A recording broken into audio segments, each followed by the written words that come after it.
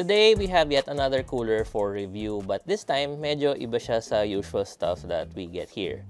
These are low-profile air coolers from a brand called Cryorig, the C5 and the C5 Copper. Sawa ka na ba sa unactivated Windows mo? Well, lucky you! Pinakabago mula sa cdkeyoffer.com.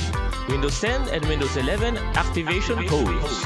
Legit, safe, at pinakamura. Madali lang umorder. Hanapin ang Windows version na gusto mo. Piliin ang preferred payment method. Wala pang 5 minutes, nagsisigi ka na para sa Windows mo. Marami na kaming natulungan. Dati, sad and depressed ako. But now, I found the love of my life. Dati, aimless and walang purpose ang life ko. But now, I'm a world-class Zumba instructor. So, web developer ako and content creator for a YouTube channel. And ngayon, ganun pa rin ako pero activated na yung Windows ko. Kaya kung naghahanap ka ng legit, mura, at original software, Check out cdkeyoffer.com. Check out cdkeyoffer.com. check out cdkeyoffer.com. With SFF builds being all the rage right now, is this the right cooling solution for you? Well, it depends. Just our standard disclaimer, we got the review units from the brand but they do not have a say sa verdict ng review. We'll be flashing the specs right now, but the most noteworthy feature for this is the vapor chamber design. We've been seeing a lot of this lately. For example, Deepcool has a vapor chamber variant for their Assassin 4 cooler, and it's vastly different from the usual heat pipe design we see in regular coolers. In theory, it should offer better cooling as the surface area is greater, plus it's much more efficient, especially in smaller packages like this cooler. For the rest of the specs, it has a proprietary fan design and it clips onto the heatsink. Installation was fairly easy and wala kaming naging issue with clearance. Only issue we found was yung sobrang habang cables for the PWM and RGB.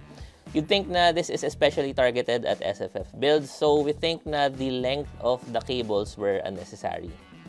Pero okay na rin, in general better naman talaga na sobra kaysa kulang. We have both variants, the CU or copper variant, CU being the elemental symbol for copper, and the non-copper nickel-plated variant. In theory, again, copper should have better performance kasi mas thermally conductive siya as a material. Now, for testing, we use an open ITX setup with a 13600K using multiple runs of Cinebench R24.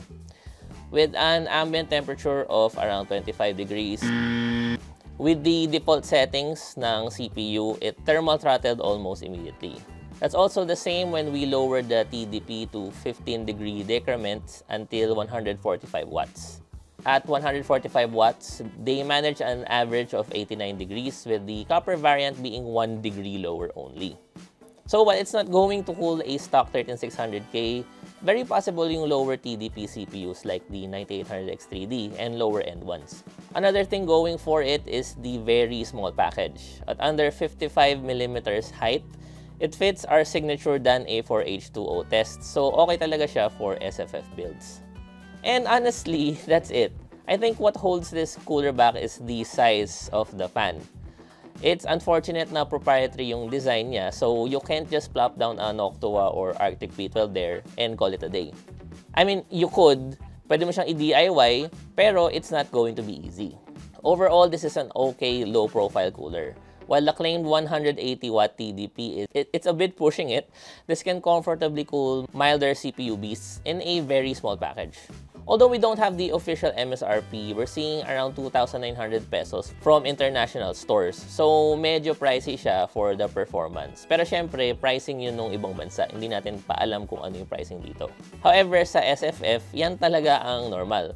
Hotter temps and higher prices. It would have been great kung yung fan ay hindi proprietary, but all in all, it's an okay low-profile cooler option.